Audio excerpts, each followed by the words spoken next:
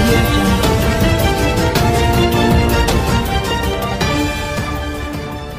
రాష్ట్ర మంత్రి శ్రీమతి అఖిల ప్రియ గారు సంక్షిప్త ఉపన్యాసం.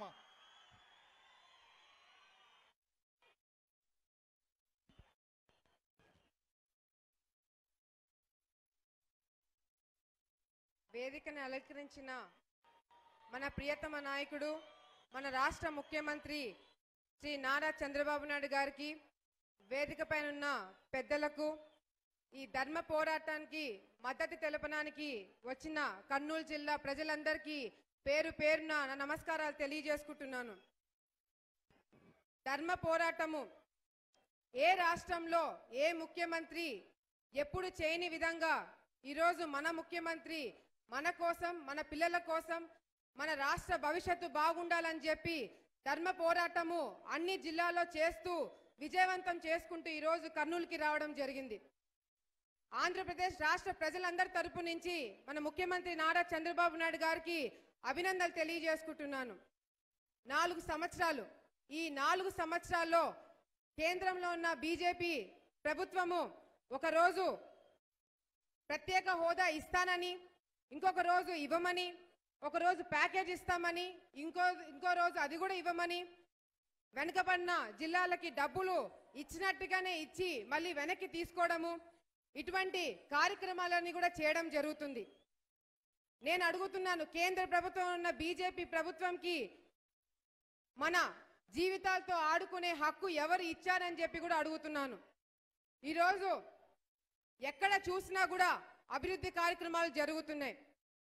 గతంలో మన రాష్ట్రంని ఏ విధంగా విభజన చేస్తున్నారనే సంగతి మర్చిపోలేదు ఇంకా మనము.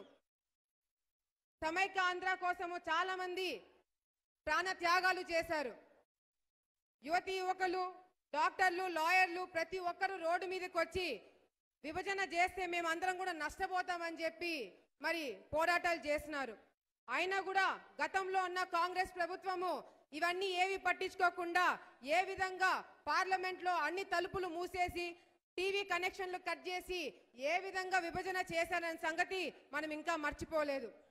ఆ రోజు కాంగ్రెస్ ప్రభుత్వము 5 సంవత్సరాలు ప్రత్యేక హోదా ఇస్తాము అంటే 5 సంవత్సరాలు కాదు 10 సంవత్సరాలు ఇవ్వాలని చెప్పి గతంలో ఉన్న మరి బీజేపీ నాయకులు చెప్పడం జరిగింది.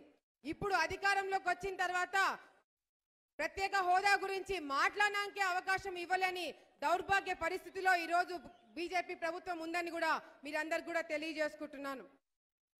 ఒక ఉదాహరణ, ఒక సాధారణ వ్యక్తి ఎవరైనా పగలు రాత్రి కష్టపడి కుటుంబాన్ని పోషించుకోవడానికి రేయనక పగలనక ఎండనక వాననక కష్టపడి వచ్చిన వానికి మనం ఎంత తిట్టినా కొట్టినా ఏం చేసినా భరిస్తాడు, ఓపికగా ఉంటాడు.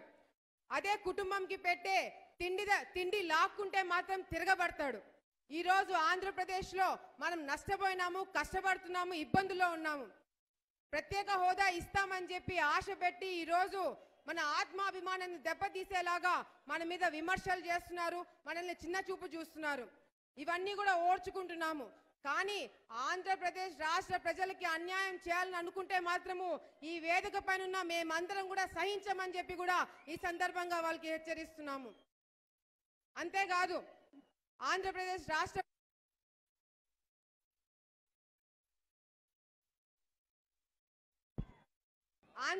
రాష్ట్ర ప్రజలకి అన్యాయం చేయాలని చూస్తే మాత్రము 5 కోట్ల మంది సైకిల్ ఎక్కి చలో ఢిల్లీ అని చెప్పి ఢిల్లీకి వెళ్ళి మోదీ ఇంటి ముందర కూర్చొని మెడలు వంచైనా సరే మనకి రావాల్సిన ప్రత్యేక హోదా గాని, మనకి రావాల్సిన హక్కులు గాని తీసుకొచ్చే బాధ్యత ఈ ప్రభుత్వం అని కూడా ఈ సందర్భంగా మీరందరికీ నేను తెలియజేసుకుంటున్నాను. చాలా మంది పెద్దలు ఉన్నారు, మాట్లాడే సమయం తక్కువ ఉంది కాబట్టి ఈరోజు ముఖ్యమంత్రి గారి మాటలు వినడానికి ఎక్కడి నుంచో మూల ప్రాంతాల నుంచి కొన్ని వేల మంది ప్రజలందరూ కూడా వచ్చినారు కాబట్టి మరి పెద్దలందరూ కూడా మాట్లాడాల్సిందిగా కోరుకుంటూ, చివరిగా రక్షాబంధనం తొందరగానే వస్తుంది. మహిళలందరూ కూడా మాకు రక్షణ కలిగించండి అని చెప్పి ఇంట్లో ఉన్న మగవాళ్ళకి రాఖీ కట్టడం జరుగుతుంది.